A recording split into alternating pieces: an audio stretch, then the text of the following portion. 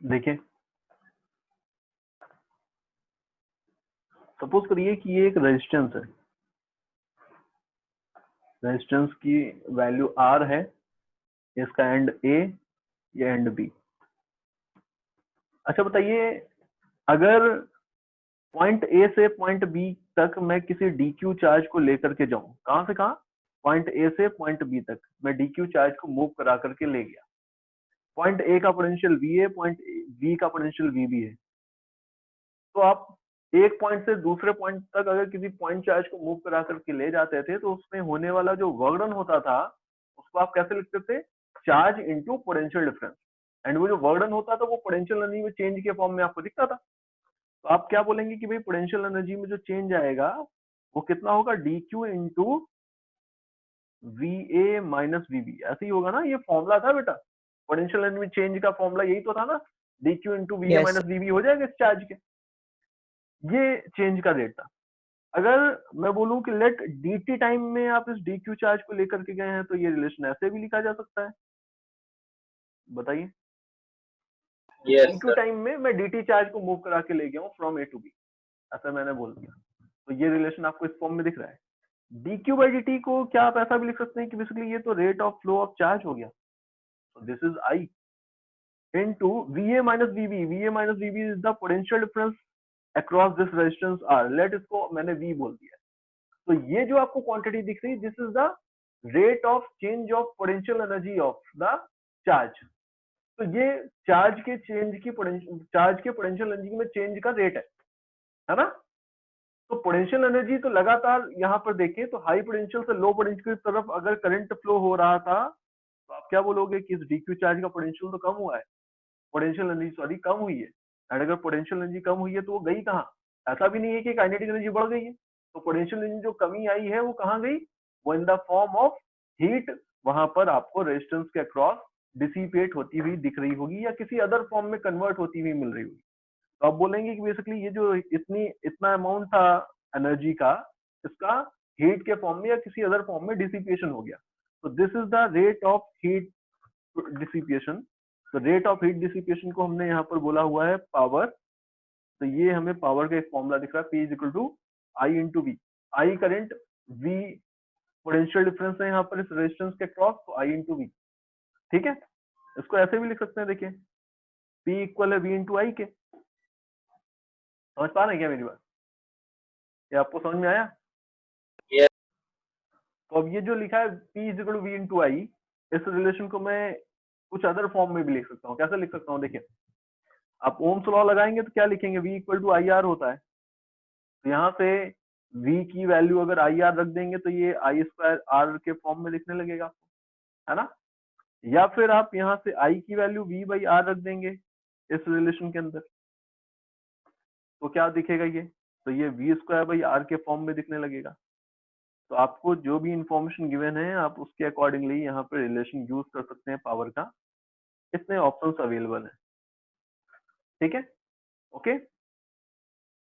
Yes next point देखिए, next is power supplied by battery. तो power supplied by battery कितना होगा। तो मैंने आपको ये रिलेशन जब ईएमएफ बताया था तब मैंने बताया था कि बेसिकली अगर कोई सेल जिसका ईएमएफ ई है, ये अगर डीक्यू चार्ज को एक्सटर्नल सर्किट के थ्रू मूव कराए तो जो वर्क डन होगा total, that mean d q charge इस बैटरी ने अगर सर्कुलेट कराया है किसी क्लोज लूप में, तो जो वर्क डन होगा वो कितना होगा इस बैटरी की वजह से, वो इक्वल होगा डी क्यू इंटू ई। बोलो ऐसा ही था ना रिलेशन, डी क्यू इंटू ई, ये वर्क डन था। ईएमएफ वाले डिस्कशन के अंदर मैंने ये पॉइंट आपको क्लियर किया था। ये जो आपको दिख रहा है डी क्यू इंटू ई, डी डब्ल्यू के इक्वल, यहाँ से अगर मैं देखूं तो इस रिलेशन को मैं ऐसे भी लिख सकता हूँ, बताओ भाई, लिख सकते हैं ऐसे। Yes, ये sir. क्या है, ये तो rate of work done by the battery है, and rate of work done को ही तो बोलेंगे आपकी इस बैटरी का पावर है। तो power supplied by the battery आपको कितना मिल रहा है, E into D Q by D T, D Q by D T simply I. ये रिलेशन आपको मिलेगा जब आपसे पावर की बात की जाएगी तब। आप इसको यूज कर सकते हैं। ओके, नेक्स्ट देखिए, नेक्स्ट टर्म क्या है?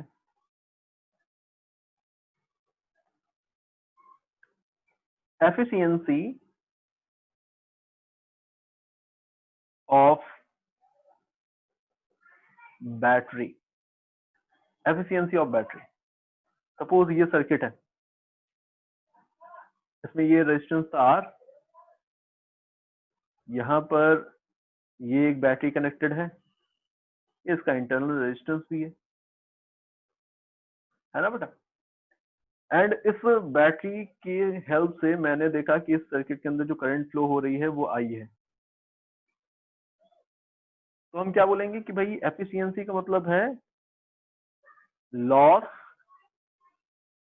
इन एनर्जी इन एक्सटर्नल सर्किट, या फिर power consumed by the external circuit. इसको हम क्या बोल सकते हैं? पावर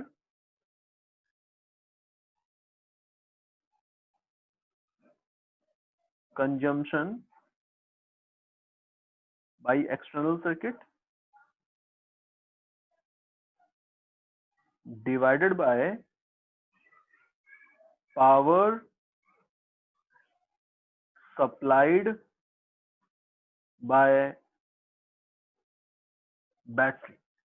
ठीक है, ये दोनों जो क्वांटिटीज हैं, इन दोनों क्वांटिटीज का जो रेशियो होगा उसको हम एफिशिएंसी बोल रहे हैं। इसको समझते हैं, देखिए समझते हैं क्या है। लेट यहाँ पर देखें तो R रेजिस्टेंस था, इसमें I करंट फ्लो हो रहा है। बताइए इसमें बनने वाली पावर कितनी होगी? तो अभी अभी हमने ऊपर देखा है I स्क्वायर R। तो आप बोलेंगे कि भाई इसमें जो कंजम्पशन है पावर का, उसको आप लिख सकते हैं I स्क्वायर इंटू R। ठीक है, ओके। अब बताइए पावर सप्लाइड बाय बैटरी कितना है? तो पावर सप्लाइड बाय बैटरी देखेंगे तो E इसका ईएमएफ था, I करंट इसके थ्रू फ्लो हो रहा है, तो E इंटू आई ऐसे लिख सकते हैं। आप I Yes, से sir. I कैंसिल कर सकते हैं, तो ये I इंटू आर अपॉन ई लिखा हुआ है। अब इसको मैं यहाँ पर देखूं तो करंट की वैल्यू भी लिख सकता हूँ। करंट कितना था? करंट था total EMF upon total resistance. Current का ये एक्सप्रेशन यूज करें अगर, तो E into R upon R plus small R into E, cancel हो गया। आपको एफिशिएंसी कितनी मिल रही है? R upon R plus small R. ठीक है ना? तो एफिशिएंसी का ये एक रिलेशन आपको दिख रहा है। क्लियर? ओके, yes sir, आप यहां से क्लियरली समझ सकते हैं कि फॉर आइडियल बैटरी, आप अगर आइडियल बैटरी यूज करेंगे तो आइडियल बैटरी के लिए क्या होता है? क्या क्या होगा आइडियल बैटरी के लिए? जो इंटरनल रेजिस्टेंस होगा वो जीरो होगा ना। And अगर इंटरनल रेजिस्टेंस जीरो है तो आपको एफिशिएंसी कितनी मिलने लगी? बताइए, R बाई आर, मतलब एफिशिएंसी आपको कितनी मिल गई? 1 मिल गई। तो सिर्फ और सिर्फ आइडियल बैटरी की ही एफिशिएंसी आपको 1 मिलने वाली है, अदरवाइज वो हमेशा 1 से कम ही होगी कुछ। ठीक है, नेक्स्ट पॉइंट देखिए क्या है।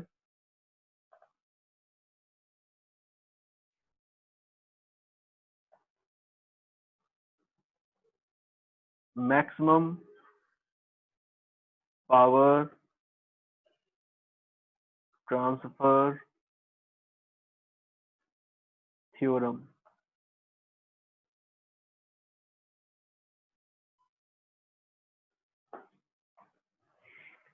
मैक्सिमम पावर ट्रांसफर थ्योरम, ये देखिए क्या है।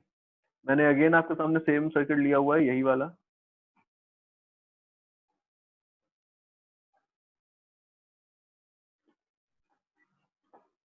ये देखिए सेम सर्किट लिया हुआ है। इस सर्किट के अंदर अगर मैं पूछूं आपसे, बताइए कि एक्सटर्नल सर्किट में कितना पावर कंजम्पशन हो रहा है, तो आप बोलेंगे कि I स्क्वायर आर के इक्वल। I की वैल्यू अगर रखूं मैं, तो I की वैल्यू इक्वल थी E upon capital R plus small r का स्क्वायर इनटू कैपिटल R। यही है ना? है ना? बताइए हम कैपिटल R Yes, की sir. कौन सी वैल्यू सिलेक्ट करें सो दैट कि हमें एक्सटर्नल सर्किट में मैक्सिमम पावर कंजम्पशन मिले। मैक्सिमम पावर कंजम्पशन मतलब मैक्सिमम पावर वहां पर ट्रांसफर हुई होगी बैटरी के थ्रू, किसको? एक्सटर्नल रेजिस्टेंस को। तो हम R की कौन सी वैल्यू लें, ये हमको ऑब्टेन करना है। आर की डिफरेंट डिफरेंट वैल्यू पे आपको डिफरेंट डिफरेंट पावर मिलने वाला है डेफिनेटली, है ना।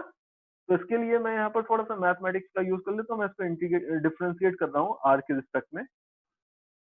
तो ये क्या बनेगा, इसको डिफरेंशिएट करेंगे तो dp बाई डी आर मैं लिख रहा हूँ, तो ये इक्वल होगा, देखो किसके इक्वल होगा, E square into first function into differentiation of second function, तो -2 1 upon R plus small R का स्क्वायर बनेगा, ये क्यूब बन रहा है इस बार, ठीक है। Then plus 1 upon R plus small R का square into differentiation of R, ये सिंपली 1 बन गया। अब आप मैक्सिमा मिनिमा के लिए बोलेंगे कि फॉर मैक्सिमा एंड मिनिमा ये dp बाई डी आर कितना था, 0 था, इसको 0 रख दिया, इसको 0 रखेंगे तो ये वाला टर्म जो है ब्रैकेट के अंदर आपको दिख रहा है, ये माइनस का 2r upon R plus small R का cube plus 1 upon R plus small R square, ये 0 मिलेगा आपको। यहाँ से क्या दिख रहा है कि 2r upon R plus small R cube equal होगा 1 upon R plus small R का स्क्वायर, ये टर्म कैंसिल हो गया, पावर कैंसिल हो गई, 2r की value capital R plus small R मिल रहा है, स्मॉल आर की वैल्यू कैपिटल आर के इक्वल है, ये हो जाएगा, ठीक है ना। आपको Yes, क्या मिल sir. रहा है यहाँ पर कि जब इंटरनल रेजिस्टेंस की वैल्यू एक्सटर्नल रेजिस्टेंस के इक्वल होगी, in that case maximum power dissipate होगी एक्सटर्नल सर्किट में या एक्सटर्नल रेजिस्टेंस के अक्रॉस, ठीक है। बताइए कोई कंफ्यूजन है तो। आपको डायग्राम गिवन है, इसमें क्या बोला जा रहा है आपसे कि दो बैटरीज हैं, इस बार आइडेंटिकल बैटरीज दिख रही हैं दोनों आपको, दोनों को हमने कनेक्ट कर दिया है to get the maximum power in the external circuit, the value of R is, R की किस वैल्यू पर हमें मैक्सिमम पावर मिलेगा एक्सटर्नल सर्किट के अंदर, तो उसको आपको सॉल्व करना है। अब इसको सॉल्व करने के लिए आपको रिजल्ट दिख रहा है कि जब एक्सटर्नल रेजिस्टेंस इंटरनल रेजिस्टेंस के इक्वल होता है तो उस केस में आपको आर की अक्रॉस मैक्सिमम पावर डिसिपेट होती हुई दिखती है। बट यहाँ पे जो सर्किट था वो डिफरेंट था, यहाँ पे जो सर्किट है वो डिफरेंट है। तो पहले तो हमें इस सर्किट को सिंप्लीफाई करके उस फॉर्म में लाना होगा। उस फॉर्म में लाने का मतलब है आप यहाँ पर क्या बोलेंगे कि पहले मैं यहाँ पर इन दोनों बैटरीज का इक्विवेलेंट लगा सकता हूँ, तो जब आप इन दोनों बैटरीज का इक्विवेलेंट यहाँ पर कनेक्ट करेंगे तो आपको सिंगल बैटरी दिखेगी। तो पहले तो मैं इस सर्किट को इस फॉर्म में कन्वर्ट करूंगा, बताइए मैंने ऐसे कन्वर्ट कर दिया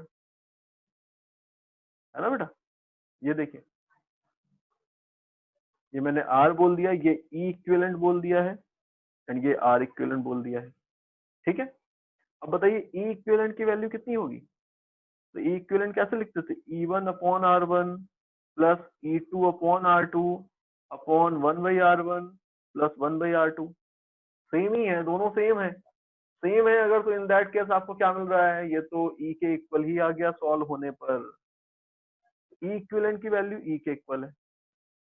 अच्छा R इक्विवेलेंट की वैल्यू कितनी होगी, तो ये जो लिखा है ये 1 बाई R इक्विवेलेंट है, तो R इक्विवेलेंट की वैल्यू R बाई 2 है, तो ये R इक्विवेलेंट की वैल्यू कितनी है, R बाई 2। अब इस डायग्राम को सॉल्व करिए, इस सर्किट के अंदर आपको क्या दिख रहा है कि फॉर मैक्सिमम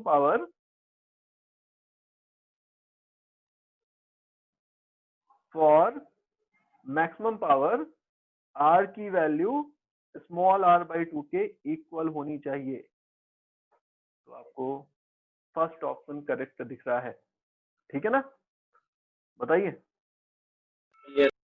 क्वेश्चन पढ़िए क्या है इस बार आपसे बोला गया है कि बेसिकली एक सर्किट इस तरह का गिवन है हमको, part of the circuit given है बेसिकली, उसमें से जो 5 ओम का रेजिस्टेंस है इसके क्रॉस कुछ हीट बन रही है, कितनी हीट बन रही है उसका रेट गिवन है 10 कैलोरी पर सेकेंड, कितनी हीट बन रही है 10 कैलोरी पर सेकेंड, तो आपको बताना है कि 4 ओम के रेजिस्टेंस में बनने वाली हीट कितनी होगी।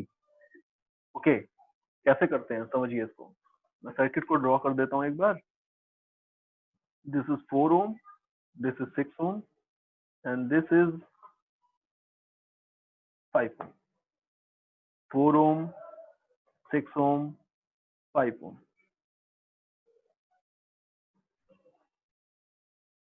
देखिए बेटा, अगर यहाँ पर पोटेंशियल डिफरेंस इसके अक्रॉस V मैं एज्यूम कर लूं, तो इस पूरे कॉम्बिनेशन के अक्रॉस भी पोटेंशियल डिफरेंस तो V ही है, क्योंकि ये पूरा का पूरा कॉम्बिनेशन पैरेलली कनेक्टेड है ना, ठीक है। Yes. अगर इस पूरे के पूरे कॉम्बिनेशन के अक्रॉस पोटेंशियल डिफरेंस V है, तो इस 4 ओम के अक्रॉस पोटेंशियल डिफरेंस कितना होगा ये मैं लिख सकता हूँ, V1 मान लेते हैं लेट, तो V1 कितना होगा? तो रेजिस्टेंस के रेशियो में डिवाइड होता है पोटेंशियल। आप बोलेंगे 4 डिवाइडेड बाय, देखिए आप बहुत बार कर चुके हैं सेम चीज, तो 4 divided by 4 plus 6 multiplied by V, यही है ना? तो V1 की वैल्यू कितनी मिल रही है? दिस इज 4/10, तो 2/5V, ये मिल जाएगा, इतना होगा V1। अब मैं V के टर्म में अगर मैं रेट ऑफ हीट डिसिपेशन लिखूंगा 5 ओम के अक्रॉस, तो मैं उसको ऐसे लिखूंगा, देखिए पावर मैं बोल रहा हूँ इसको, power across 5 ohm, power across 5 ओम लिखेंगे तो ये इक्वल होगा V²/R। एंड अगर पावर अक्रॉस 4 ओम लिखेंगे, मतलब rate of heat dissipation in 4 ओम, तो ये कैसे लिखेंगे? ये आप लिखेंगे V1²/4। बताइए ठीक है ना? मैंने फॉर्मूला यूज किया V²/R वाला, मुझे पोटेंशियल डिफरेंस V1 दिख रहा था, रेजिस्टेंस R था, मतलब 4 ओम था, तो V1²/4 लिख दिया मैंने इसको। ऐसे ही है ना बेटा? इसको इक्वेशन 1 बोल रहा हूँ, इसको इक्वेशन 2 बोल रहा हूँ। 1 डिवाइडेड बाय 2 कर दिया है, तो पावर अक्रॉस 4 ओम अपॉन पावर अक्रॉस 5 ओम कितना बन रहा है? V1² upon 4 into 5 upon V², ये बन रहा है। V1 and V2, sorry V1 की वैल्यू रख देते हैं इन टर्म्स ऑफ V, तो V1 कितना था? 2/5V था, तो ये स्क्वायर करेंगे तो 4/25 V1, 4/25 V²/4 इंटू 5 बन रहा है क्या? अपॉन V² बन रहा है क्या? वैल्यू रखी है, वैल्यू रखी है यहाँ पर, V1 की ये वैल्यू उठा करके यहाँ पे रख दी है। ओके, V² कैंसिल हो रहा है, 4 से 4 कैंसिल हो रहा है, यहाँ पर आपको दिख रहा है कि 5 था, एंड इस 5 से ये 5 आ रहा है। पावर इन 4 ओम इक्वल है 1/5 times of power in 5 ohm. Power in 5 ohm कितना है? तो 10 कैलोरी पर सेकेंड। तो आप इसको कैलोरी के टर्म में ही आंसर चाहिए हमें, तो हमने 10 कैलोरी पर सेकेंड इसको लिख दिया है। बताइए, तो ये कितना आ रहा है? दिस इज 2 कैलोरी पर सेकेंड। तो पावर या फिर rate of heat dissipation in 4 ओम कितना आ गया है? 2 कैलोरी पर सेकेंड। ठीक है, ओके। देखिए,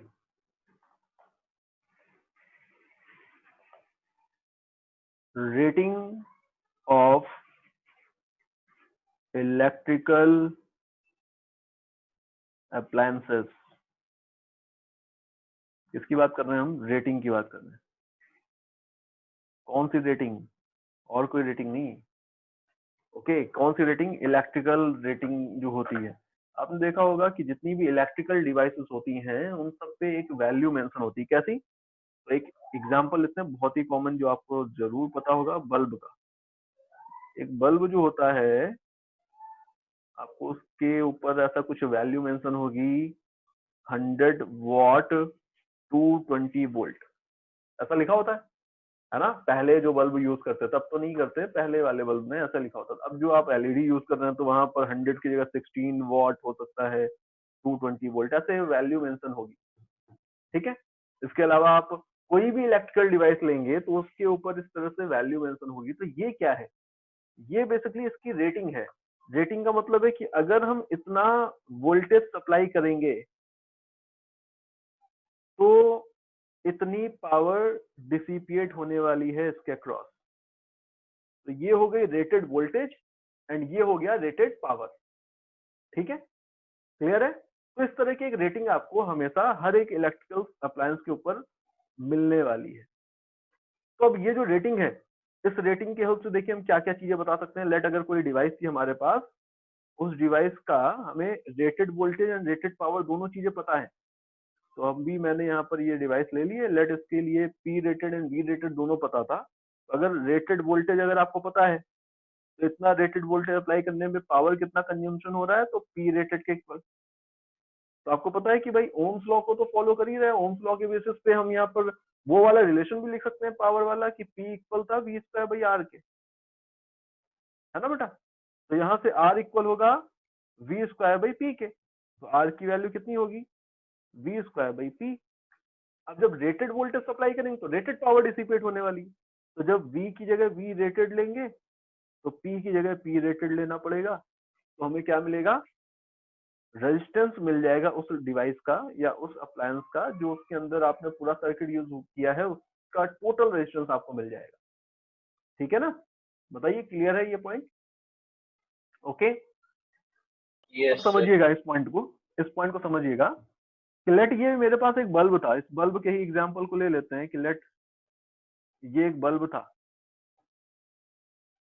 आप जब इस बल्ब को 220 वोल्ट की सप्लाई दोगे तो ये कितना यहाँ पर कितनी पावर इसमें बनने वाली, 100 वॉट। बट व्हाट इफ कि मैं इसको 220 वोल्ट सप्लाई ना दे करके बल्कि उससे थोड़ा कम सप्लाई दे दूं, मैंने यहाँ पर 220 वोल्ट की जगह पर मैंने इसके क्रॉस लेट 100 वोल्ट की ही केवल सप्लाई दे दी, तो अब क्या होगा? तो ऑब्वियसली आपने वोल्टेज को कम कर दिया, तो वोल्टेज कम हो जाने से रेजिस्टेंस थोड़ी कम हो गया होगा, वोल्टेज कम होने से क्या कम हुआ होगा? पावर। तो अब इसके अक्रॉस बनने वाली जो एक्चुअल पावर है वो इसकी रेटेड पावर से कुछ कम होगी ना? बताइए, ठीक है ना, समझ पा रहे हैं बात? यस। तो यहाँ पर मैं बोल सकता हूँ कि ultimately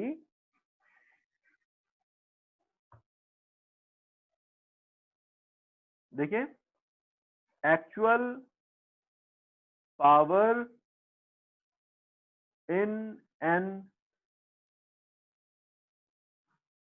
electrical appliance can be different from the rated power, from the rated power। Actual जो पावर है वो कुछ डिफरेंट हो सकता है रेटेड पावर से, कब?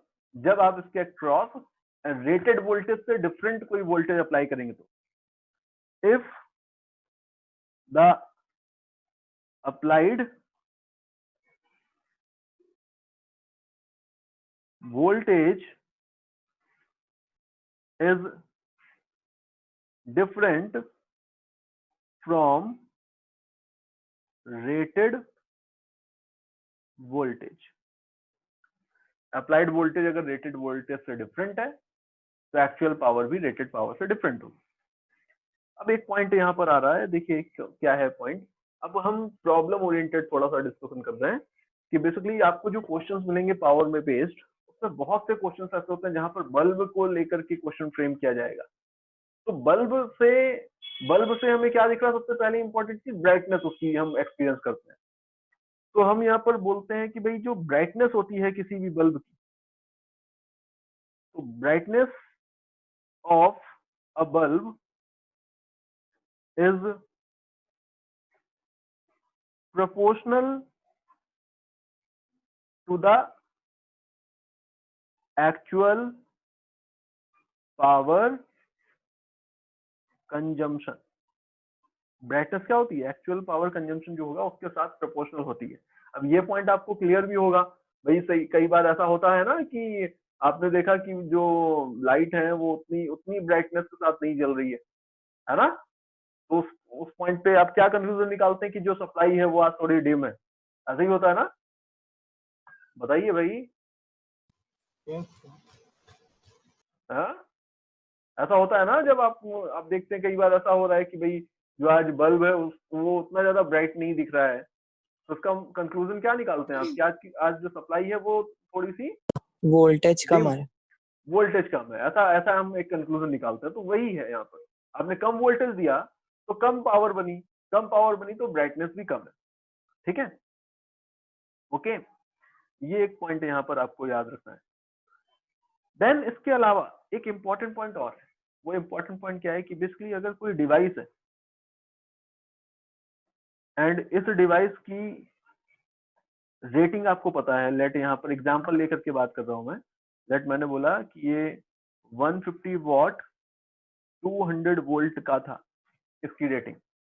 तो ये तो हमें क्लियर हो ही रहा है कि 200 वोल्ट की सप्लाई देंगे तो 150 वॉट पावर कंज्यूम करेगा, ये तो हमें क्लियर हो ही रहा है। इसकी हेल्प से हम रेजिस्टेंस निकाल सकते हैं, ये भी हमको क्लियर हो रहा है। इसके साथ साथ आप यहाँ पर एक चीज और क्लियर रखेंगे हमेशा कि V rated is regarded as the maximum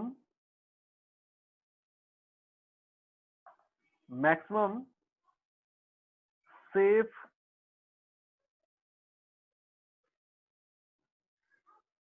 voltage value. जो रेटेड वोल्टेज होता है वो मैक्सिमम सेफ वोल्टेज वैल्यू होती है। मतलब आप इस डिवाइस के अक्रॉस मैक्सिमम 200 वोल्ट की सप्लाई कनेक्ट कर सकते हैं। अगर आपने इससे ज्यादा की सप्लाई कनेक्ट की तो ये, अभी प्रैक्टिकल केस में बात करेंगे तो प्रैक्टिकल केस की बात नहीं हो रही है, फिजिक्स के अंदर की मैं बात कर रहा हूँ, प्रॉब्लम के से रिलेटेड मैं बात कर रहा हूँ कि फिजिक्स के अंदर अगर कोई 200 वोल्ट की रेटिंग वाली डिवाइस थी तो उसके अक्रॉस आप 200 वोल्ट से ज्यादा आपने 300 400 वोल्ट की कोई सप्लाई को कनेक्ट कर दिया तो उसका ब्रेकडाउन हो जाएगा। तो हम ये मान के चलते हैं कि जो रेटेड वोल्टेज होगा उससे ज्यादा सप्लाई नहीं होनी चाहिए, उससे कम हो जाएगी चलेगा बट उससे ज्यादा नहीं होनी चाहिए। ठीक है, ओके बेटा। नेक्स्ट पॉइंट समझिए। अगर आपको कभी भी कुछ डिवाइसेस सीरीज में कनेक्ट दिख रही हैं, सीरीज कॉम्बिनेशन आपको दिख रहा है अगर, तो डिवाइस अल्टीमेटली एक रेजिस्टेंस को कैरी करी, तो हम डिवाइस को ना दिखा करके हम उसके रेजिस्टेंस को दिखा रहे हैं। देखिए मान लिया मैंने 3 डिवाइसेस हैं, R1, R2, R3, ये तीनों सीरीज में कनेक्टेड थी। मुझे इनके पावर को कंपेयर करना है कि किसमें कितनी पावर बन रही है। तो पावर को अगर मुझे यहाँ पर कंपेयर करना है तो उसके लिए मुझे इन सबके अक्रॉस या तो वोल्टेज मिल जाए या वोल्टेज एंड करंट दोनों मिल जाए, कुछ ना कुछ चाहिए। तो अभी जब सीरीज कॉम्बिनेशन आपको दिखेगा डिवाइसेस के बीच में या रेजिस्टेंस के बीच में, तो पावर को कंपेयर करने के लिए ज्यादा बढ़िया ऑप्शन है कि आप करंट वाले रिलेशन को लेकर के चलें, क्योंकि करंट आपको तीनों में ही सेम मिल रहा है इस बार, है ना। तो आप क्या बोलेंगे कि भाई फर्स्ट में बनने वाली जो पावर होगी वो I² इंटू R1 होगी, सेकंड में जो पावर होगी वो I² R2 होगी, थर्ड में जो पावर होगी वो I² R3 होगी। इसका मतलब क्या है कि भाई करंट कांस्टेंट थी हर एक केस में, तो इसका मतलब हुआ कि P इक्वल था I² R किसी जनरल केस के लिए, एंड I कांस्टेंट है तो P प्रोपोर्शनल है R के। इसका मतलब ये है जिस भी रजिस्टर का रेजिस्टेंस मैक्सिमम है उसमें बनने वाला जो पावर है उसमें पावर का जो कंजम्पशन है वो भी मैक्सिमम। तो आप क्या बोलेंगे, the register having maximum resistance will consume maximum power। ठीक है ना, बताइए क्लियर हुआ आपको ये पॉइंट। अगर आपको पैरेलल कॉम्बिनेशन दिख रहा है कुछ रेजिस्टेंसेस का, तो इन पैरेलल कॉम्बिनेशन यहाँ पर मैंने ऐसा सर्किट ले लिया इस बार, ये एंड ये देखिए R1, R2, R3। इस बार अगर मुझे पावर को कंपेयर करना है तो आपको यहाँ पर इस बार कॉमन क्या दिख रहा है, इस बार तो करंट, अगर यहाँ सपोज आपने कुछ मानी तो करंट तो डिफरेंट जाएगी हर एक में, करंट डिफरेंट। तो करंट के वाला रिलेशन मुझे, मतलब मेरे अकॉर्डिंग हमें प्रिफर नहीं करना चाहिए। इस बार क्या सेम है, इस बार वोल्टेज सेम है हर एक के अक्रॉस। अगर आप R1 के अक्रॉस वोल्टेज V मान लेंगे तो R2 के अक्रॉस भी सेम है, R3 के अक्रॉस भी सेम है। तो इस बार पावर वाला एक फॉर्मूला आपको पता है V²/R। इस रिलेशन को देखिए तो आप देख सकते हैं कि हर एक रेजिस्टेंस के अक्रॉस V सेम है, तो P जो है पावर वो 1/R के प्रोपोर्शनल है इस बार। बताओ बेटा, तो हमें क्या आइडिया यहाँ से लग रहा है कि अगर हमें पावर को कंपेयर करना है तो जिस रजिस्टर का रेजिस्टेंस मिनिमम होगा पैरेलल कॉम्बिनेशन के केस में, उसमें मैक्सिमम पावर कंज्यूम होने वाली है ना। तो मैं यहाँ पे लिख सकता हूँ the register having minimum resistance will consume maximum power। क्या ये क्लियर हो रहा है आपको। रिप्लाई करिए भाई, ठीक है। Yes. तो भैया आपको अभी यहाँ पर एक सर्किट बना करके दे दिया, B1 B2 B3 तीन बल्ब हैं, एक स्विच भी कनेक्टेड है, आपने सप्लाई के साथ कनेक्ट कर रखा है।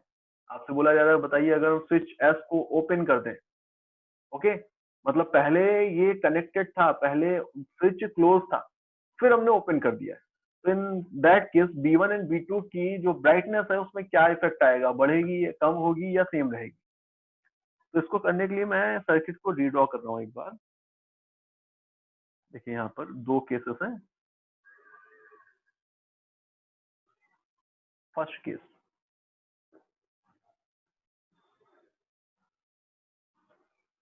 ये देखें, फर्स्ट केस जब स्विच क्लोज्ड था,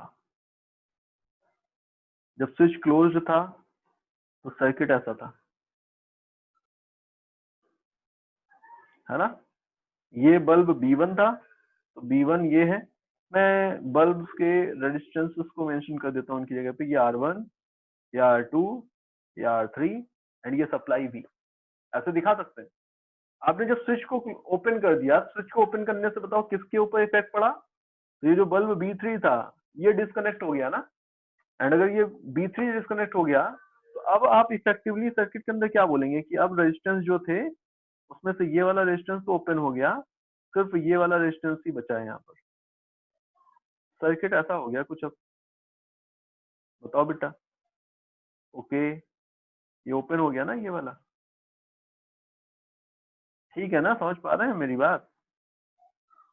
ये स्विच है, ये Yes, sir. R1, ये R2, ये R3, बट R3 का कोई यूज नहीं है, मैंने दिखा दिया आपको केवल ऐसे। चलिए करंट लिखते हैं। फर्स्ट केस में करंट क्या होगी, तो फर्स्ट केस में करंट कितनी होगी इसको समझते हैं। आपको यहाँ पर दिख रहा है ना कि अल्टीमेटली इस केस में जो रेजिस्टेंस, अच्छा पैरेलल में जब दो रेजिस्टेंस को कनेक्ट करते हैं तो इक्विवेलेंट रेजिस्टेंस क्या होता है, कम हो जाता है। और तो अभी जो यहाँ पे रेजिस्टेंस है वो R2 एंड R3 के कॉम्बिनेशन से आप निकालेंगे, पैरेलल कॉम्बिनेशन से निकालेंगे तो दोनों R2 और R3 दोनों से ही कम ही आएगा, है ना। देन उसके साथ में आप R1 ऐड करेंगे, देन आप यहाँ पर करंट लिखेंगे, तो करंट आपको कितनी मिल रही है फर्स्ट केस में? This will be V upon R1 plus R2 R3 upon R2 plus R3, यही है ना, ठीक है। फर्स्ट केस में करंट इतनी थी। सेकंड केस में जब आपने स्विच को ओपन कर दिया, करंट कितनी होगी, आई डैश मान लेते हैं, आई डैश लिखेंगे तो ये कितना है, V upon R1 plus R2 इस बार। ये समझिए ये पॉइंट, जब आप इस केस को देखेंगे तो करंट ऐसे जाएगी, ऐसे फ्लो हो रही है ना। तो सिर्फ R1 एंड R2 रेजिस्टेंस बचा इस बार। बताइए रेजिस्टेंस जो था सर्किट का वो कम हुआ है या बढ़ गया है? सर्किट का बढ़ गया है।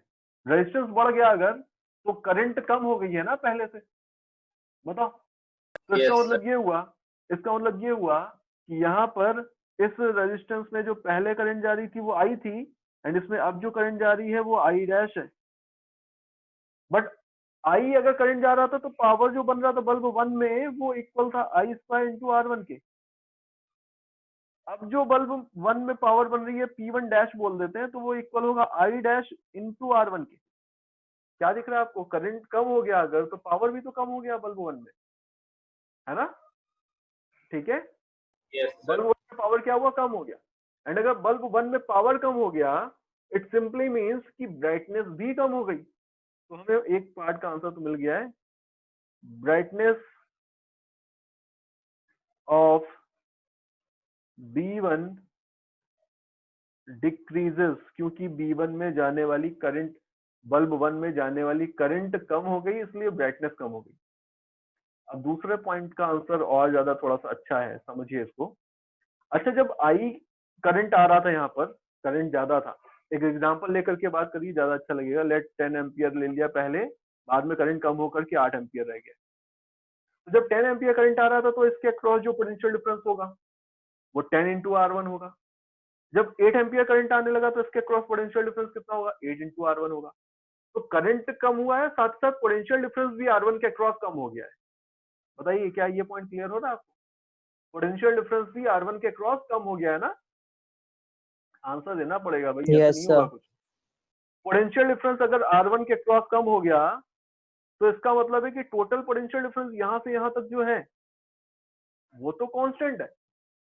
अगर इसके अक्रॉस पोटेंशियल डिफरेंस कम हुआ है तो इस कॉम्बिनेशन के across potential difference next case में बढ़ गया है, ऐसा भी तो बोल सकते हैं, क्योंकि दोनों के अक्रॉस जो टोटल पोटेंशियल डिफरेंस था उसका सम कांस्टेंट है। तो अगर एक के अक्रॉस पोटेंशियल डिफरेंस कम हुआ है तो दूसरे के अक्रॉस पोटेंशियल डिफरेंस बढ़ा भी होगा। बताओ, ठीक हाँ है? सर। तो इसका मतलब हुआ कि इस दोनों पॉइंट्स के अक्रॉस जो पोटेंशियल डिफरेंस पहले था उससे ज्यादा पोटेंशियल डिफरेंस है अब इस बार, उससे ज्यादा पोटेंशियल डिफरेंस यहाँ पर है इन दोनों के पॉइंट्स के अक्रॉस। पोटेंशियल डिफरेंस अगर यहाँ पर बढ़ गया है R2 के अक्रॉस, R2 के अक्रॉस जो पोटेंशियल डिफरेंस पहले था उससे ज्यादा है अब, तो इसका मतलब क्या हुआ कि R2 में जो पावर का डिसिपेशन था उसका फॉर्मूला हम एक वोल्टेज की रेशियो पे भी, वोल्टेज के फॉर्म में भी तो लिख सकते हैं कि पावर इक्वल होता है V²/R। अगर आप सिर्फ बल्ब 2 को देखेंगे तो उसके अक्रॉस जो पहले पावर थी उससे ज्यादा पावर अब है, तो उसके अक्रॉस पहले जो पावर थी, सॉरी, उसके अक्रॉस जो पहले वोल्टेज था उससे ज्यादा वोल्टेज अब है, उसके अक्रॉस पहले जो पावर था उससे ज्यादा पावर होगी अब। तो पावर बढ़ गई है across the B2, and power अगर बढ़ेगा तो ब्राइटनेस भी B2 की बढ़ेगी, तो ब्राइटनेस ऑफ B2 इंक्रीजेस। ये आंसर है। बताइए, समझ पा रहे हैं? ठीक है क्या? Yes, sir. आपको 3 बल्ब का कनेक्शन गिवन है, ए बी सी, 3 बल्ब आपको दिख रहे हैं, आइडेंटिकल बल्ब है, ये भी बोल दिया। ठीक है, आपको एक स्विच दिख रहा है, हम जब स्विच को क्लोज करेंगे तो आपको बताना है कि ए एंड बी एंड सी इनकी ब्राइटनेस पे क्या इफेक्ट पड़ेगा, ए बी एंड सी इनकी ब्राइटनेस पे क्या इफेक्ट पड़ेगा। तो आप क्या करेंगे भाई, आपको दिख रहा है कि इनिशियली तो तीनों ही बल्ब्स में करंट फ्लो हो रही थी, तीनों के रेजिस्टेंस इक्वल थे क्योंकि आइडेंटिकल बल्ब्स थे, तो तीनों में ही आपको इक्वल ब्राइटनेस दिख रही होगी, है ना? बताइए, तीनों में इक्वल ब्राइटनेस दिख रही होगी। अब हमने जैसे ही यहाँ पर इस वाले स्विच को क्लोज किया, स्विच को क्लोज करते ही आपको ऐसा कुछ पॉइंट दिखेगा कि बेसिकली यहाँ पर हमने एक ऐसा वायर कनेक्ट कर रखा है जिसका कोई रेजिस्टेंस नहीं है, तो जो वोल्टेज इस पॉइंट का है वही वोल्टेज इस पॉइंट का हो जाएगा ना? बताइए, अब जो इस पॉइंट का है वही वोल्टेज इस पॉइंट का है, वही वोल्टेज इस पॉइंट का है। इस रेजिस्टेंस को देखिए, इस रेजिस्टेंस के दोनों एंड का पोटेंशियल सेम हो गया, एंड अगर इसके दोनों एंड का पोटेंशियल सेम है तो क्या इसमें कोई भी करंट अब फ्लो होने वाली है? बताइए, क्या इसमें कोई भी करंट अब फ्लो होने वाली है? नहीं। No, sir. एंड अगर इसमें कोई भी नो करंट फ्लो नहीं होगी तो सर्किट अपडेट हो गया। अब आप इस सर्किट को ऐसे दिखा सकते हैं कि ये दो ही रेजिस्टेंस बचे हैं, दो ही रेजिस्टेंस बचे हैं केवल। कौन से? तो एक ये RA RB, दो रेजिस्टेंस बचे हैं V वोल्ट। क्या दिख रहा है आपको कि अल्टीमेटली अब आप जब ऐसा करेंगे तो करंट सर्किट में जो थी वो बढ़ गई, तो RA प्लस RB आपको पता है दोनों का सम लिखेंगे। अब आप करंट बढ़ गई तो दोनों ही बल्ब में जाने वाली करंट बढ़ गई है, दोनों बल्ब में जाने वाली करंट बढ़ गई है, तो A एंड B आपको क्या दिख रहा है? A एंड B इनकी ब्राइटनेस जो है इंक्रीज हो गई,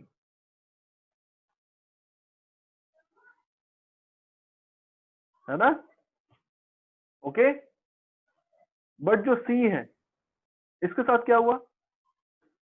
बताइए, C के साथ क्या हुआ है? C में तो जाने वाली करंट 0 हो गई है, इसका मतलब ये ऑफ हो गया है। ठीक है, ओके। Yes, sir. देखिए, अच्छा क्वेश्चन थोड़ा सा, कि आपको दिख रहा है कि सारे ही बल्ब्स आइडेंटिकल हैं, हमने एक सर्किट में ऐसे कनेक्ट कर रखा है इनको, आपको बताना है कि इनमें से कौन सा ब्राइटनेस के विषय में आपको बताना है कि किसकी ब्राइटनेस सबसे कम होगी एंड किसकी ब्राइटनेस सबसे ज्यादा होगी, और इस ऑर्डर में ही आपको अरेंज करना है ब्राइटेस्ट टू डिमेंस। कैसे करेंगे? तो उसको करने के लिए मैं पहले सर्किट को एक बार वापस से रीड्रॉ करता हूँ, रेजिस्टेंसेस को दिखा देता हूँ इन सबकी जगह पे इनके। देखिए, ध्यान से देखिए भाई, ये है रेजिस्टेंस RA, रेजिस्टेंस सबके इक्वल है, बट RA मैंने इसको लिख दिया क्योंकि A बल्ब को रिप्रेजेंट कर रहा है। अच्छा ये देखिए, ये एंड ये दोनों इक्वल है, R एंड R। ये कौन सा था? ये B था, ये C था। देन आपने ऐसे कनेक्ट कर रखा है, ठीक है ना? देखते रहिए भाई। दूसरी तरफ देखिए, यहाँ पर D था, D को मैंने यहाँ पर ऐसे दिखा दिया है, ये D है, मैंने थोड़ा सा चेंज कर दिया फॉर्मेटिंग। अच्छा यहाँ पर कोई बता सकता है कि ये F एंड G कैसे हैं? F एंड G कैसे कनेक्टेड है? पैरेलली, है ना? Yes sir. बोलो, F एंड G कैसे कनेक्टेड है? पैरेलली कनेक्टेड है ना? हाँ सर। E कैसे कनेक्टेड है ये वाला? बताओ ये E कैसे कनेक्टेड है? ये भी तो पैरेलली कनेक्टेड है ना? भाई यस सर। पैरेलल कनेक्शन का क्या मतलब होता था? ऐसा थोड़ी कि सीधे जब ऐसे दिखेंगे तभी आप पैरेलल कॉम्बिनेशन बोलेंगे। वोल्टेज देखिए ना, सेम है हर एक के क्रॉस। इस पॉइंट का जो वोल्टेज है वही तो इस पॉइंट का भी वोल्टेज है, इस पॉइंट का जो वोल्टेज है वही इस पॉइंट का वोल्टेज है, इसके क्रॉस जो पोटेंशियल है वही इसके क्रॉस है, वही इसके क्रॉस है। तो ये कैसे होगा? सारे पैरेलल है। तो ये तीनों पैरेलल थे। तो यहाँ पर मैं इन तीनों को एक साथ ऐसे दिखा देता हूँ। ये देखिए, एक ये हो गया, एक ये हो गया, एक ये हो गया, ये तीनों मैंने दिखा दिए यहाँ पर। एक ये हो गया, तो ये E है, ये F है, ये G है, ये H है।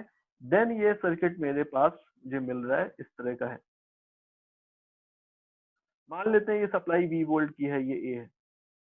अब मैं क्या करूंगा, मैं हर एक के क्रॉस वोल्टेज लिखने जा रहा हूँ।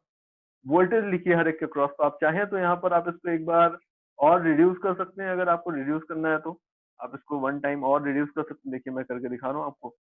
यहाँ पे मैं इसको रिड्यूस कर रहा हूँ। इन दोनों को हटा करके आप इनकी जगह इनका इक्विवेलेंट लगा सकते हैं। इनका इक्विवेलेंट लगाएंगे तो कितना आएगा? तो R एंड R दोनों का पैरेलल कॉम्बिनेशन R/2।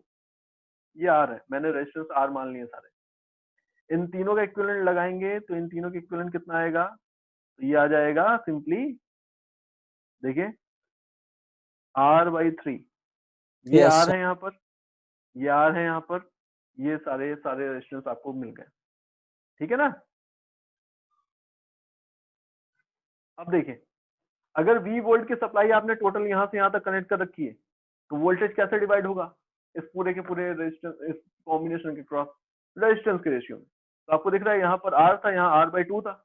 तो यहाँ पर आपको दिख रहा है हाफ रेजिस्टेंस है इसका, तो वोल्टेज भी ऐसे ही डिवाइड होगा इसी रेशियो में। तो मैं वोल्टेज लिख रहा हूँ यहाँ पर इस पॉइंट के क्रॉस। तो इस रेजिस्टेंस के क्रॉस हो जाएगा 2V/3 एंड इसका हाफ वोल्टेज यहाँ पर होगा कितना? V/3, ठीक है? इस तरह से यहाँ पर भी डिवाइड करना। देखिए यहाँ पर R/3 रेजिस्टेंस है, यहाँ इसका 3 टाइम है, यहाँ इसका 3 टाइम है। तो टोटल यहाँ पर आप इसको डिवाइड करेंगे अगेन। तो डिवीजन कैसे करते हैं? रेशियो के अकॉर्डिंगली। तो आप बोलेंगे भाई 7 पार्ट होंगे, उसमें से 1 पार्ट यहाँ पर होगा, 3 पार्ट यहाँ पर होगा, 3 पार्ट यहाँ पर होगा, ठीक है?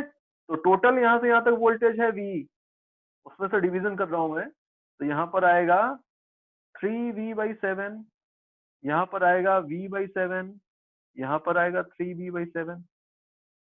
ये देखिए ऐसे आ गया है कुछ। मैंने हर एक के अक्रॉस वोल्टेज लिख दिया है। तो अब यहाँ पर वोल्टेज पता है, दैट मीन आपको यहाँ पर भी वोल्टेज पता है। ये है 3V/7, इन सबके क्रॉस है V/7, इसके क्रॉस है 3V/7, यहाँ पर कितना है? V/3 है, यहाँ पर कितना है? 2V/3 है। हमें सारे के सारे बल्ब्स के क्रॉस अगर वोल्टेज मिल गया है तो जिसके क्रॉस जितना ज्यादा वोल्टेज होगा उसमें उतनी ज्यादा पावर बनेगी, क्योंकि यहाँ पर सबका रेजिस्टेंस सेम है। तो आपको वोल्टेज चेक करना है केवल किसके क्रॉस ज्यादा मिल रहा है। तो बताइए मैक्सिमम वोल्टेज किसके क्रॉस है? तो आपको कितना दिख रहा है? मैक्सिमम वोल्टेज किसके क्रॉस बताइए जल्दी से। ए के क्रॉस, तो ए की ब्राइटनेस मैक्सिमम होगी। उसके बाद चेक करिए किसके क्रॉस है मैक्सिमम वोल्टेज। तो आपको दिख रहा है यहाँ पर जो डी है इसके क्रॉस भी 3V/7 है, एंड ये जो H है इसके क्रॉस भी 3V/7 है। तो सेकंड नंबर पे D एंड H दोनों की ब्राइटनेस सेम है, बट A से कम है। इसके बाद देखिए और किसका नंबर है नेक्स्ट, बताइए जल्दी से। क्या दिख रहा है आपको? B एंड C, इनके क्रॉस V/3 है। तो B एंड C दोनों की ब्राइटनेस सेम होगी, बट D एंड H की ब्राइटनेस से कम होगी। देन इसके बाद ई एफ जी, इन तीनों के cross voltage V/7 V/7 V/7 है, तो इन तीनों की ब्राइटनेस भी सेम है, बट इन सब की ब्राइटनेस मिनिमम है। तो ये वाला रिलेशन मुझे यहाँ पर एक दिख रहा है ब्राइटनेस के बीच में। बताइए ठीक है, समझ पा रहे हैं? ओके, चलिए देखिए नेक्स्ट एग्जांपल क्या है। आपको ऐसा एक सर्किट गिवन है, ठीक है, देख रहे हैं इसमें 4 बल्ब है, कनेक्ट कर रखा है हमने। आपको क्या क्या इंफॉर्मेशन गिवन है कि बल्ब 1 का रेजिस्टेंस 36 ओम है। आपसे बोला जा रहा है कि अगर सारे ही बल्ब इक्वल पावर को कंज्यूम कर रहे हैं अगर, तो बताइए बल्ब 3 का रेजिस्टेंस कितना होगा, बल्ब 4 का रेजिस्टेंस कितना होगा, एंड वोल्टेज आउटपुट कितना होगा बैटरी का, मतलब बैटरी का ईएमएफ कितना होगा, ये हमको बताना है। ठीक है, देखिए चलिए स्टार्ट करते हैं। कैसे स्टार्ट करते हैं, तो मैं पहले तो इस सर्किट को इस फॉर्म में ड्रॉ कर देता हूँ। ये देखिए ऐसे मैंने इसको रीड्रॉ कर दिया है। बल्ब्स की जगह पर उनके रेजिस्टेंसेस को दिखा दिया है। ये देखिए ऐसा ही है ना सर्किट अल्टीमेटली। ये देखिए ऐसे दिखा दिया है। V वोल्ट की बैटरी मैंने मान ली, V की वैल्यू निकालनी होगी हमें लास्ट पार्ट में। ये R4 है, इसकी वैल्यू निकालनी है। ये R3 है, इसकी वैल्यू निकालनी है। ये R1 गिवन है हमको, ये R2 है। अच्छा, आपको ये क्लियर हो रहा है कि अगर ये दोनों बल्ब सेम पावर बनाएंगे तो आपको पता है इनमें तो जाने वाली जो करंट है, इनमें फ्लो होने वाली करंट भी सेम है, इनमें बनने वाली पावर भी सेम है। इट सिंपली मीन्स कि इन दोनों के रेजिस्टेंस भी सेम होने चाहिए, तभी तो आई स्क्वायर इंटू आर वाले रिलेशन से पावर सेम निकल कर आएगी। तो आपको ये एक इंफॉर्मेशन मिल रही है कि R2 एंड R3 इक्वल होंगे क्योंकि दोनों में बनने वाली पावर इक्वल थी। ठीक है, ओके, देन ये क्लियर हो रहा है अगर आपको, तो यहाँ पर वापस से देखिए मैं इस सर्किट को इस फॉर्म में रीअरेंज कर सकता हूँ। लेट यहाँ पर R2 R3 दोनों के रेजिस्टेंस इक्वल थे, मैंने इसको 2R3 लिख दिया। R2 R3 दोनों इक्वल थे तो 2R3 मैंने इसको लिख दिया, एंड इसको मैंने R1 लिख दिया। ओके, बताइए ठीक है, ये क्लियर है? यहाँ से आपको क्या दिख रहा है कि अगर इस वाले बल्ब के क्रॉस कुछ वोल्टेज है V डैश, तो उतना ही वोल्टेज 2R3 वाले रेजिस्टेंस के क्रॉस भी होगा। तो इसका मतलब क्या हुआ कि अगर आप देखें तो R1 में बनने वाला जो पावर होगा, V वाले रिलेशन से लिख रहा हूं इस बार, तो V²/R1 होगा, एंड 2R3 में बनने वाला पावर क्या होगा, तो ये V²/2R3 होगा, है ना? ओके, अब बताइए इसमें अल्टीमेटली यहाँ पर एक बल्ब था, इसकी पावर P है अगर, तो यहाँ पे 2 बल्ब है, इन दोनों बल्ब की पावर कितनी है, 2P है। आपको क्या दिख रहा है कि ये बेसिकली 2P के इक्वल है एंड ये P के इक्वल है। क्या हुआ, यहाँ से P की वैल्यू रख देते हैं, तो ये दिख रहा है 2 टाइम्स ऑफ V²/R1 इक्वल होगा ना V²/2R3 के। तो ये क्या मिल रहा है आपको, V² से V² कैंसिल हो रहा है। R3 की वैल्यू कितनी मिल रही है, R3 की वैल्यू R1/4 मिल रही है। R1 की वैल्यू 36 है, तो 36/4 that is 9 ohm is the value. आपको वैल्यू कितनी मिल रही है, 9 ओम मिल रही है। ठीक है, देखिए नेक्स्ट पार्ट के लिए क्या करेंगे, ये हो गया। अब मैं वापस से बोल रहा हूँ, एक बार सर्किट को फिर से रीड्रॉ कर लेते हैं एक बार। तो सर्किट को रीड्रॉ करेंगे तो ये R4 है। अब इन सबके रेजिस्टेंस मुझे पता है, ये देखिए ये 36 है, यहाँ पे 2 थे 9 के, तो 18 है। तो 18 एंड 36 इनका इक्विवेलेंट कितना आएगा, तो 36 into 18 upon 36 plus 18 54, that mean 3 that is 12। तो ये इक्विवेलेंट जो आया है, इस पूरे कॉम्बिनेशन के इक्विवेलेंट मैं बोल रहा हूँ, इस पूरे के इक्विवेलेंट कितना है बेटा, तो this is 12 ohm, and a battery is connected across these two resistances like this. And in this arrangement you can see if a current I is flowing through the R4, then definitely same current will flow this 12 ohm resistance. Okay, क्या हो रहा है, same current flow हो रहा है, but यहाँ पर ये 3 बल्ब्स हैं, तो एक बल्ब में बनने वाली पावर P है, तो इन 3 बल्ब्स में बनने वाली पावर कितनी है, 3P। यहाँ पर एक बल्ब है, इसमें बनने वाली पावर कितनी है, P। सब में P पावर थी, इस कॉम्बिनेशन में 3P बन रहा है। क्या लिखेंगे, P की वैल्यू फर्स्ट बल्ब R4 के लिए देखिए कितनी होगी, I² इंटू R4। इस कॉम्बिनेशन के लिए देखिए तो I² इंटू 12 इक्वल होगा टोटल पावर के, टोटल पावर से 3P। P की वैल्यू रख देते हैं यहाँ से, तो 3 times of I² into R4 equal है 12 times of I square. I square से आई स्क्वायर कैंसिल हो रहा है, R4 की वैल्यू 4 ओम मुझे मिल गई है। So the value of R4 is 4 ohm. Next part का भी आंसर हमें मिल चुका है। ओके, नेक्स्ट पार्ट है what is the voltage output of the battery if the power of the each bulb is 4 watt. अब अगर हर एक बल्ब का पावर 4 वॉट है तो बताइए यहाँ पर कि वोल्टेज आउटपुट कितना होगा। तो अब देखिए R4 भी मुझे मिल गया, तो लेट मैं इसको ऐसे एक बार फिर से इस डायग्राम को रिड्यूस कर देता हूँ, तो मुझे ऐसा दिखने वाला है कि 12 प्लस 4 टोटल इक्विवेलेंट रेजिस्टेंस कितना मिल गया, 16 ओम। वोल्टेज V वोल्ट की बैटरी है। आप क्या बोलेंगे कि भाई पावर जो होगी टोटल वो V square by R that is 16 होगी। अब अल्टीमेटली यहाँ पे 4 बल्ब्स का कॉम्बिनेशन है ये। एक बल्ब में 4 वॉट कंजम्पशन था, 4 बल्ब पे ऐसे, तो टोटल कंजम्पशन कितना था, 16 वॉट का। तो ये 16 वॉट के इक्वल है।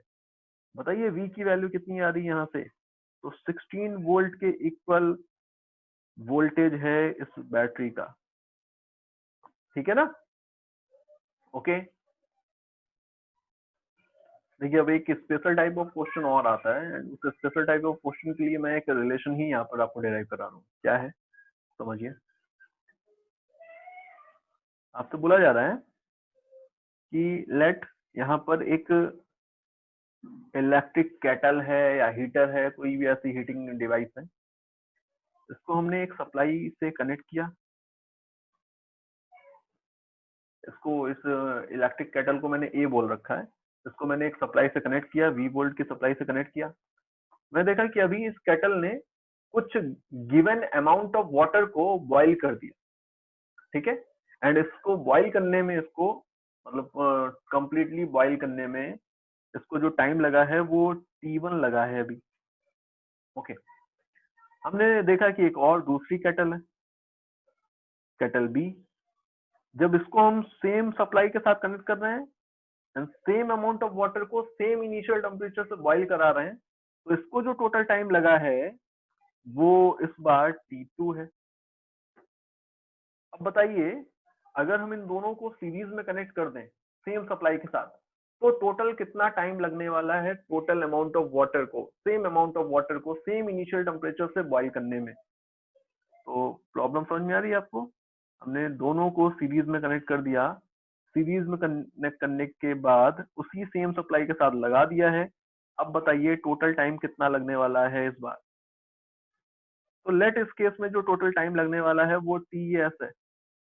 This is equivalent time when both the coils are connected in series. So S represent the series. Okay, series combination की बात कर रहे हैं। यहाँ पे रेजिस्टेंस मान लेते हैं इसका R1 है, इसका R2 है, एंड इसका R1 R2 है, यहाँ पर दोनों। क्लियर है? यहाँ से देखिए आपको अच्छा ये क्लियर है कि अगर कोई गिवन अमाउंट ऑफ वाटर है, उसको इनिशियल टेम्परेचर कोई फिक्स था, उस फिक्स टेम्परेचर से बॉईल करना है, तो जो अमाउंट ऑफ हीट की रिक्वायरमेंट है वो फर्स्ट केस में भी उतनी ही थी, सेकंड केस में भी उतनी ही थी, थर्ड केस में भी उतनी ही थी। तो टोटल हीट की रिक्वायरमेंट तो हमारी सेम है तीनों केस। तो अगर मैं मान लूं कि टोटल H हीट की रिक्वायरमेंट थी, तो आप बोलेंगे फर्स्ट केस में अगर देखें तो इस हीटर की हेल्प, मतलब इस केटल में जो हीट बन रही होगी पर सेकंड, वो तो V स्क्वायर बाई R1 होगी। ये रेट ऑफ हीट डिसिपेशन था, तो पर सेकंड बनने वाली हीट इतनी है। T1 टाइम इसने लिया, तो लेट T1 टाइम में इतनी हीट बनी, एंड ये इक्वल है H के। सेकंड केस से क्या बोलेंगे आपकी, पर सेकंड बनने वाली हीट थी V square by R2। T2 time total इसने लिया है, तो T2 टाइम में टोटल हीट कितनी बची, इनटू T2, ये इक्वल है H के। थर्ड केस में ये क्या होगा, सेम सेम रिलेशन। तो आप बोलेंगे थर्ड केस में V square is the supply and R1 plus R2 is the total voltage, total resistance, and total time जो लगा है वो TS है। इस केस में ये होगी हीट। बताइए ठीक है, रिलेशन आपको क्लियर हो रहा है? ऑब्वियसली यहाँ पर बहुत सारी चीजें हमने इग्नोर की है। हमने क्या इग्नोर कर रखा है कि जो वाटर है, जब आप उसको हीट दे रहे हैं तो उससे किसी तरह का हीट का लॉस नहीं हो रहा है, किसी तरह का कोई रेडिएशन नहीं हो रहा है, या किसी और तरीके से कोई हीट लॉस नहीं हो रहा, सारी हीट उसके पास ही है, ऐसा मान के चल रहा है, ये एजम्पशन ले रखा है। अब ये रिलेशन आपको जो दिख रहा है, इस रिलेशन से देखिए H बाई, देखिए यहाँ पर H आपको क्या दिख रहा है, H बाई V स्क्वायर पहले टर्म से, H by V square second term से, H by V square third term से, तीनों टर्म में कॉमन दिख रहा है ना।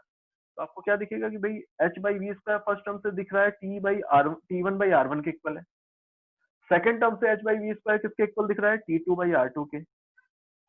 थर्ड टर्म में ये h बाई वी स्क्वायर किसके इक्वल दिख रहा है, तो TS by R1 plus R2 के दिख रहा है। लेट ये K है, मैंने इसको K लेट कर लिया है, मैंने इसको सिंपली K लेट कर लिया है। ओके, अभी यहाँ से मैं इस वाले रिलेशन को यूज कर रहा हूँ, यहाँ पर देखिए इस वाले रिलेशन को यूज कर रहा हूँ, इन दोनों टर्म को। तो TS कितना होगा, ये इक्वल होगा K into R1 plus R2। Value रख दीजिए सिंपली किसकी, R1 एंड R2 की। R1 एंड R2 की वैल्यू रख रहा हूँ। R1 की वैल्यू कहाँ से रखनी है, ये भी देखिए इस वाले टर्म से। R1 कितना मिलेगा यहाँ से, T1 बाई K मिलेगी ना।